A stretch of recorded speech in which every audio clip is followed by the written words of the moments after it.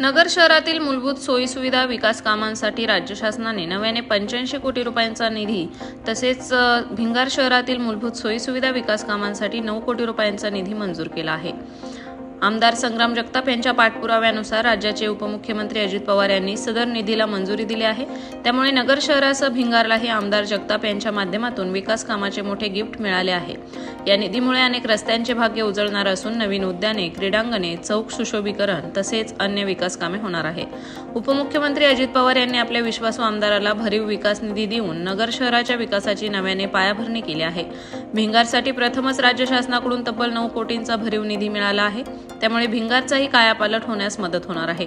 भिंगारला प्रथमच राज्य शासनाकडून इतक्या मोठ्या प्रमाणात निधी मिळाला, त्यामुळे भिंगारचाही चेहरा मोहरा येत्या काळात बदललेला दिसेल, अशी माहिती पत्रकार परिषदेमध्ये भिंगार वासियांनी दिली। तर मला सांगायचं म्हटलं तर मी गेले 35 ते 40 वर्षापासून राजकीय क्षेत्रात काम करत आहे। हे काम करत असताना पूर्वीची आमची काँग्रेस असेल, एक संघ असलेली, त्यावेळेस भिंगारमध्ये दादा कळमकर हे आमदार होऊन निवडून आले होते। प्राध्यापक आसिर सरांना पाडून परिवहन मंत्री होते। त्यावेळेस मला पहिला मतदानाचा अधिकार होता तात्या। तेव्हा दादा कळमकरने 5 वर्षात जे विकास कामं केले, त्याच्यानंतर 25 वर्ष विकास काय आहे हे आमच्या भिंगारकरांना अजिबात माहीत नाही। त्यानंतर शहराचे भाग्यविधाते कार्यसम्राट आमदार संग्राम जगताप हे निवडून आले। ते निवडून आल्यानंतर गेल्या 9 ते 10 वर्षात विकास गंगा किंवा काम काय आहे हे आमदार संग्राम जगतापांनी आम्हाला दाखवून दिलेलं आहे। आमदार संग्राम जगतापाकडे कोणी जरी माणूस गेला, कोणचं जरी काम घेऊन गेला तर कधीच ते नाही म्हणत नाही। आपण आता पाहतोय जवळजवळ 9.25 कोटींचा हा निधी आलेला आहे। हा निधी संपूर्ण भिंगारच्या अंतर्गत रस्ते असतील, मेन रस्ते असतील, सभा मंडप असतील, यासाठी खर्च करणार आहेत।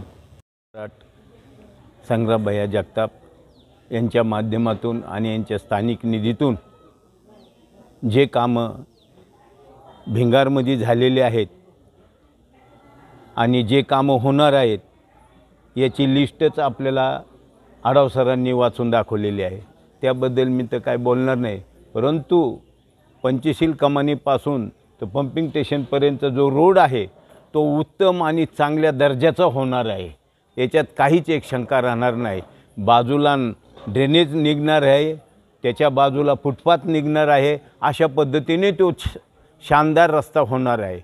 आज आम्हाला ह्या 10 वर्षापासून मी गेले अण्णासाहेब शिंदे यांचं गाय वासरू चिन्ह होतं त्या काळापासून मी काम करतो आहे। यशवंतराव गडाख पाहिले, दोन्ही गडाख पाहिले, अलग नाही लक्षात, आशिर सर पाहिले, कळमकर